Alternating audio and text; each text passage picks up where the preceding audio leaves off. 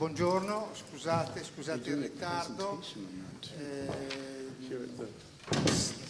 Diamo subito il via alle premiazioni del DVD Award del Cinema Ritrovato.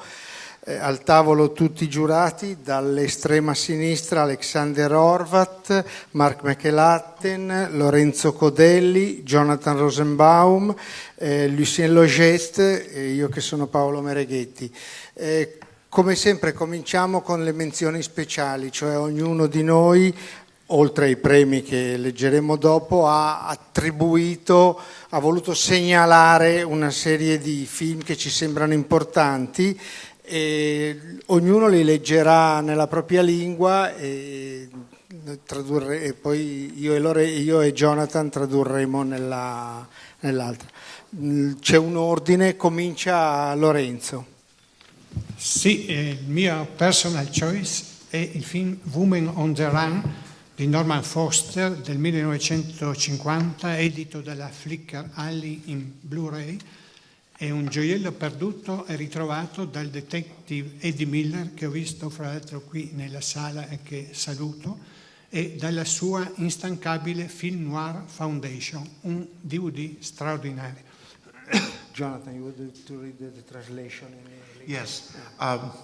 Lorenzo Codelli's personal choice was Norman Foster's Woman on the Run, 1950 Flickr Alley, Blu-ray, a lost gem rescued by Detective Eddie Miller's indefatigable Film Noir Foundation. Alexander Horvath.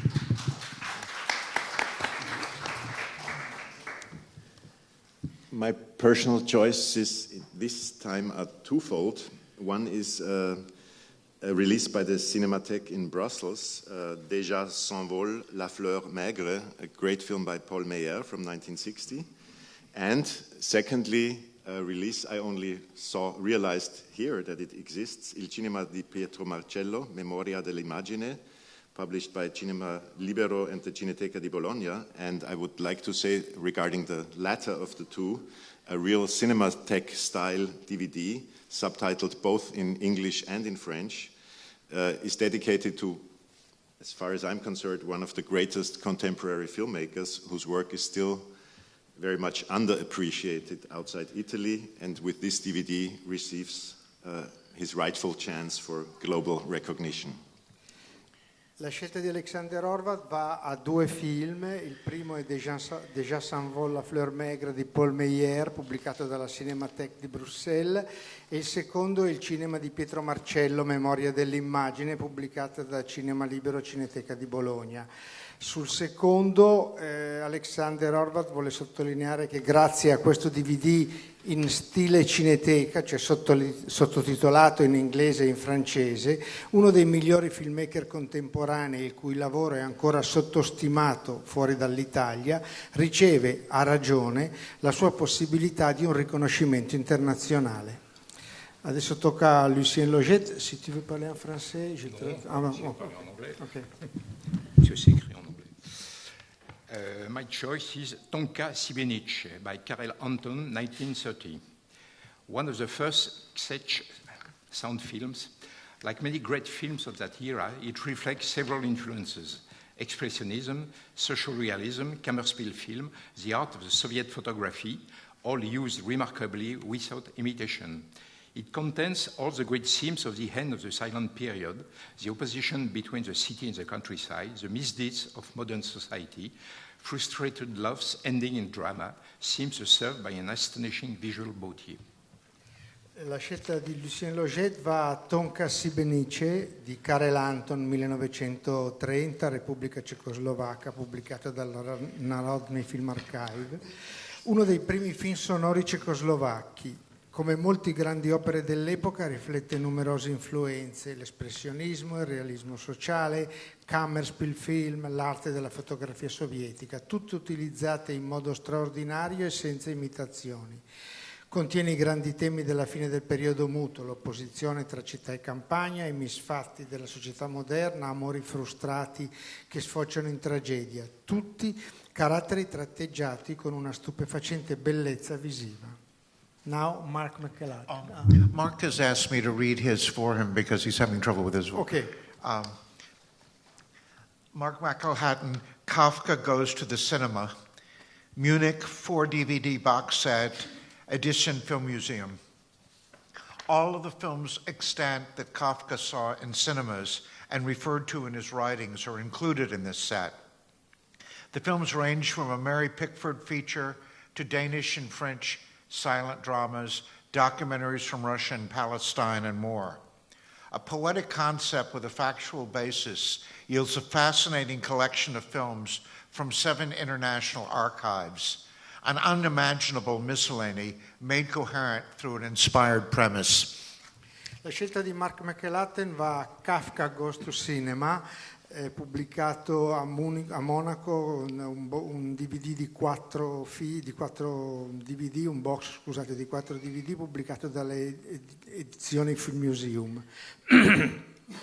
Questo cofanetto contiene tutti i film oggi esistenti che Kafka ha visto al cinema e quelli che vengono citati nei suoi scritti. I film spaziano da un lungometraggio con Mary Pickford a film muti francesi e danesi, a documentari russi e palestinesi e molto altro. Un'idea poetica con solide basi che si concretizza in questa affascinante collezione di film provenienti da 7 diversi archivi di varie nazionalità, un'incredibile miscellanea resa coerente da una promessa ispirata. Now, Jonathan Rosenbaum. Yes. Okay. 2 last features, I would add 2 an adjective, profound last features by great writer-directors. Joseph von Sternberg's Anadahan, 1953, Kino Lorber, DVD and Blu-ray, and Robert Bresson's L'Argent, 1983, Criterion, DVD and Blu-ray, both released too recently to qualify as nominees. In fact, L'Argent is not coming out for another week. But I was able to see it already. The former makes a perfect complement to Sternberg's last feature, and the latter has 2 especially valuable extras, an audiovisual essay by James Quant and Bresson's astonishing trailer less than half a minute long. La scelta di Jonathan Rosenbaum va a 2 lungometraggi, gli ultimi di 2 grandissimi registi e sceneggiatori. Anathan, 1953, di Joseph von Sternberg, pubblicata da Kino Lorber in DVD, in doppia edizione DVD e Blu-ray, e L'Argent, 1983, di Robert Bresson, pubblicata da Criterion sia in DVD che in Blu-ray. Sono purtroppo stati pubblicati troppo recentemente per poter essere selezionati come finalisti di questo premio. L'Argent uscirà addirittura settimana prossima. Il primo si completa perfettamente con il primo lungometraggio girato da Sternberg, mentre il secondo, L'Argent, contiene 2 preziosissimi materiali bonus, un saggio audiovisivo realizzato da James Quant e un brillante trailer di Bresson della durata inferiore a 1 minuto. La mia scelta va a Déjà s'envole la fleur maigre di Paul Meyer, 1960, Cinémathèque Bruxelles in DVD. Caposaldo del cinema etnografico sulla vita degli immigrati italiani nella regione del Borinage, questo capolavoro di Paul Meyer è stato magnificamente restaurato dalla Cinémathèque belga, che lo propone insieme a 2 cortometraggi, Clean Art e Stelle pour Egmont. La presentazione, sempre di Meyer, di una serie di inchieste televisive e un'intervista al regista. Il DVD è accompagnato da un libretto con scritti di David Ubrecht e Emmanuel Massar. Could you leave the translation? My personal choice. Paolo, please. Oh, yes. Paloma Maggetti's personal choice.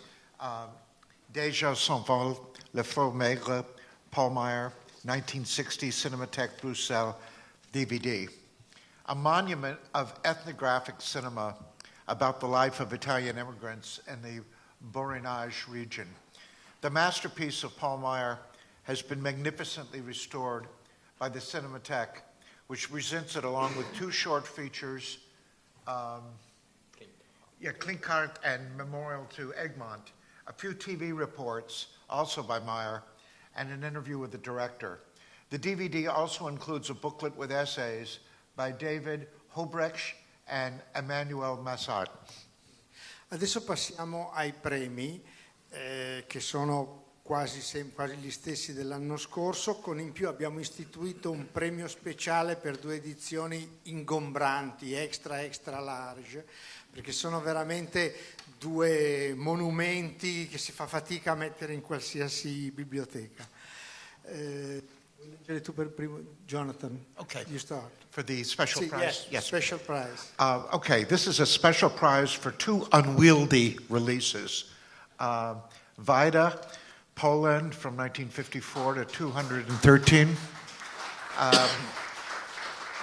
I won't attempt to give the Polish name of the institution, but in English it's Digital Film Repository, DVD.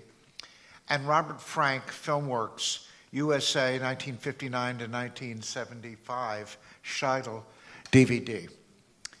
Formidable retrospective collections devoted to directors and designed as unique objects. Both of these items, like the earlier Murnau, Borzaghi, and Fox, are impossible to shelve with other DVDs and are seemingly targeted at individuals who own no other DVDs. Vida comes with a book featuring Andrzej Wajda's account of his career and offers itself as a nationalist monument, although regrettably not one available on the commercial market. The more eclectic assembly of Robert Frank's films comes at what resembles a lunchbox, includes a book of critical essays, including one by me, which is why I recused myself from voting for this, and both PAL and NTSC versions of every film. Unfortunately, both Cocksucker Blues and Candy Mountain are omitted.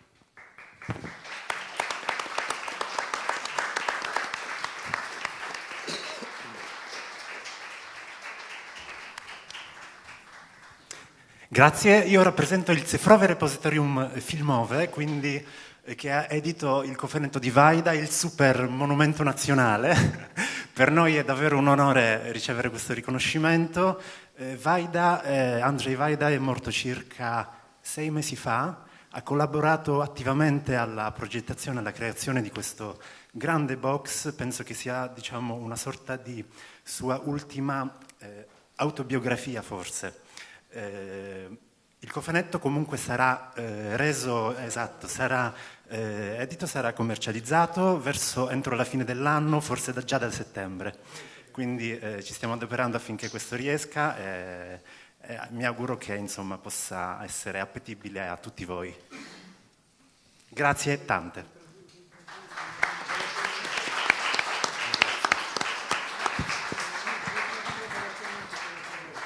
I just will say that the box will be edited, will be sell from, I think, maybe September, October in Poland, all around the world, until the end of the year. I thank you very much for everything.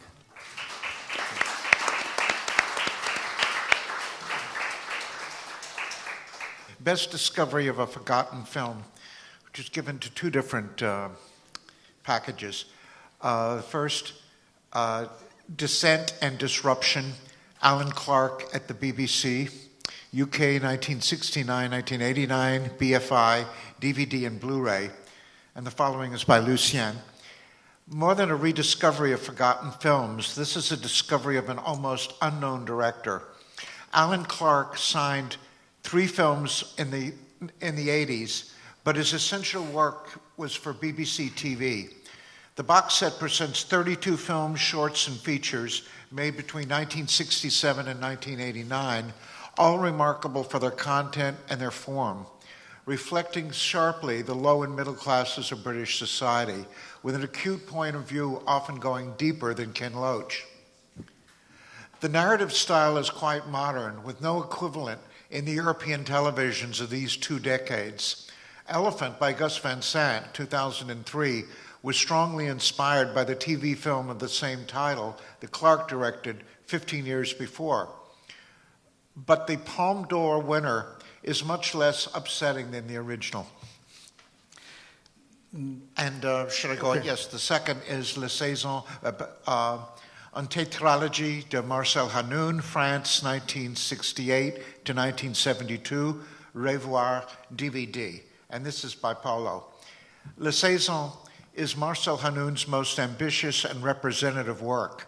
4 films in the order of production, summer, winter, spring, and autumn, deal in an extremely personal style with those subjects that at the time shocked society, from May 1968 to the invasion of Czechoslovakia by the Warsaw troops. Furthermore, the film can also be considered as a reflection on cinema and its practice. For example, on a signboard in one of the scenes we can read, "Who creates and for whom?"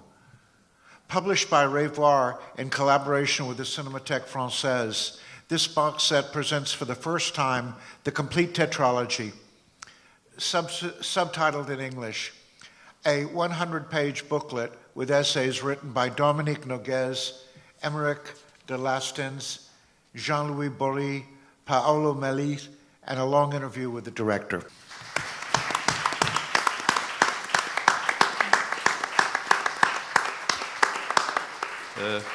Thanks very much.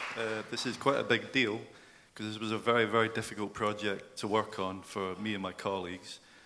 Usually we all work on projects individually and lead on DVD and Blu-ray releases individually, but we all had a part in this release, especially the producer who led on the project, Sam Dunn, who's no longer with the BFI, but I'm sure I know he'll be very pleased that we won. But I should really thank the BBC as well for putting up with us, annoying them to allow us to access the materials and remaster and restore video and film and audio and you name it, everything else. It was a very difficult project to work on, so this means a lot. Thanks very much. Avete sentito, ha detto che è stato un progetto molto complicato, molto difficile, perché i film di Alan Clark hanno dovuto essere rimasterizzati, recuperati tutti, però ne valeva la pena e siamo contenti di averlo premiato. Prossimo premio, i migliori bonus. Prego. Best bonus. Sam Peckinpah, Bring Me the Head of Alfredo Garcia, Limited Edition Blu-ray, sottolineo Limited Edition Blu-ray perché è quella che hanno sottoposto alla nostra giuria. I curatori di questo splendido restauro in 4K sono riusciti letteralmente a portarci la testa di Sam Peckinpah insieme a quelle del mucchio selvaggio dei suoi numerosissimi collaboratori. Essendo impossibile elencare tutti i materiali extra dell'edizione, sveliamo solamente che il biografo Paul Joyce offre la versione integrale delle interviste presenti nel suo documentario Sam Peckinpah, Uomo di Ferro, della durata di 10 ore. Okay. Lorenzo's best special features, Sam Peckinpah's Bring Me the Head of Alfredo Garcia, 1974, Arrow Films, limited edition Blu-ray. The curators of this splendid 4K restoration literally managed to bring us the head of Sam Peckinpah, along with those of the wild bunch of his collaborators. Since it's impossible to list all of the special bonuses included, let's propose a theoretical equivalent. Biographer Paul Joyce offering the 10 hours long uncut version of the interviews for his documentary, Sam Peckinpah, Men of Iron.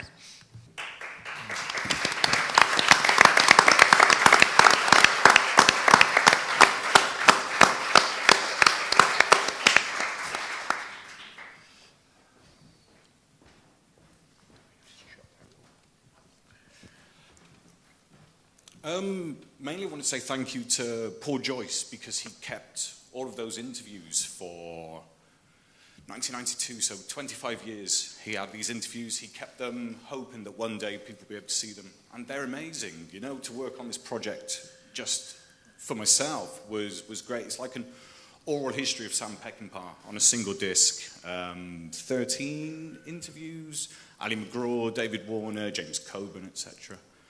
Yeah, and it's great to be recognised, but I think really the award is for Paul, you know, because he did such great work. So, yeah. Thank you.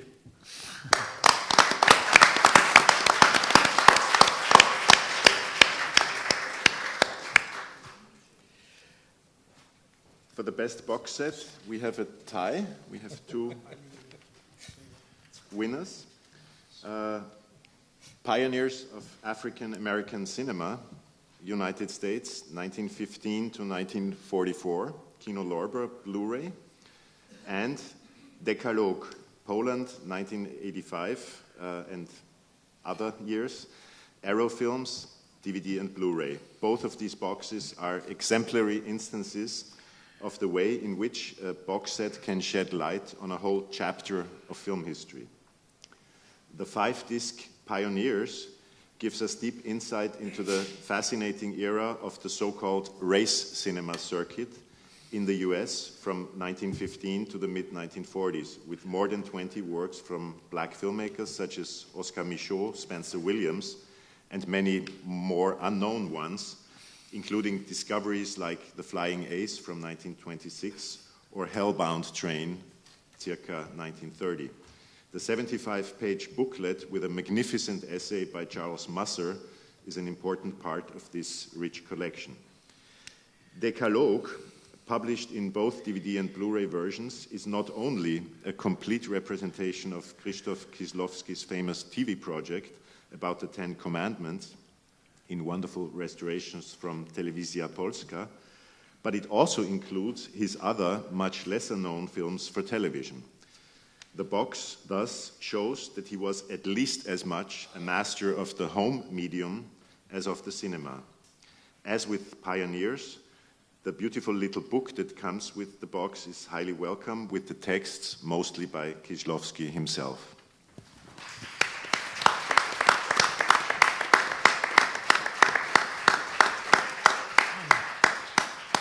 I'm going to keep this brief because I can't really take much credit for the production of this box set, which I believe is probably the biggest individual restoration project that Kino Lorber has taken on. It's really thanks to the work of my colleague Brett Wood, who unfortunately could not be here, but I know that he and the rest of the company are really going to be absolutely thrilled, so thank you very much.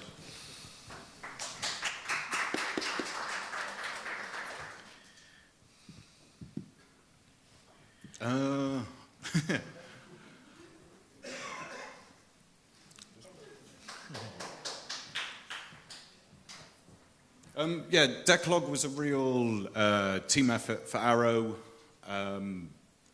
so I can't, yeah, well, I don't know what to say, really. I don't know what to say. But thank you.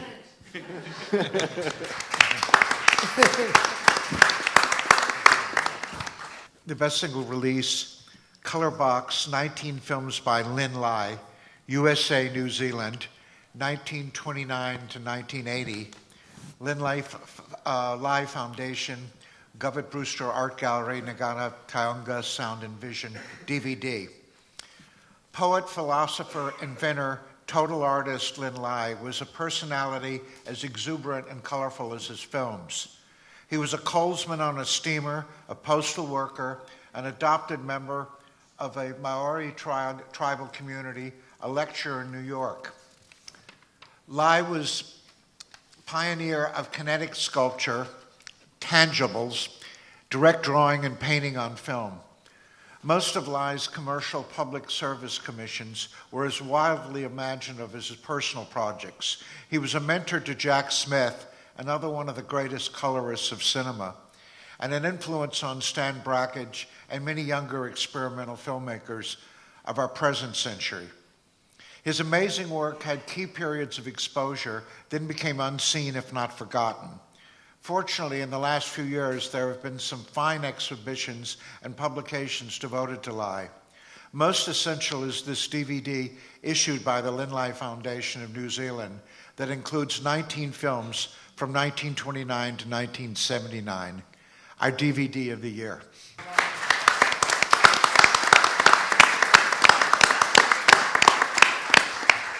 E infine il premio dedicato alla memoria di Peter von Bag, che quest'anno... Okay. Yes, the Peter von Bach Award goes to The Salvation Hunters, 1925, Austria, edition Film Museum DVD. Joseph von Sternberg's first feature, beautifully presented, with two precious extras, an audiovisual essay by Janet Bergstrom, and a dazzling 4-minute fragment from Sternberg's The Case of Lena Smith, 1929. Alexander Horvath, who worked on this release, refrained from voting for it for that reason.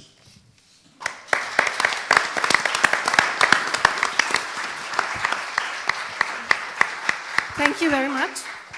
I'm standing here as a representative for Austrian Film Museum and also for our partners UCLA Film and Television Archive and obviously the University in Tokyo. I would very much like to thank all the colleagues at the Film Museum and our partners for the work on this DVD, especially Oliver Henley, who was the curator and supervisor of the DVD. He's also here. And I would very much like to thank Janet Bergstrom and Siegfried Friedrich for the wonderful music he wrote, and also many other people, like Nina Goslar from ZDF Arte, of course. The DVD was sold out already on Saturday, I was told, but it's now available again at the Mercato, so if you're interested, I'm happy it gets the attention it deserves, and thank you very much again.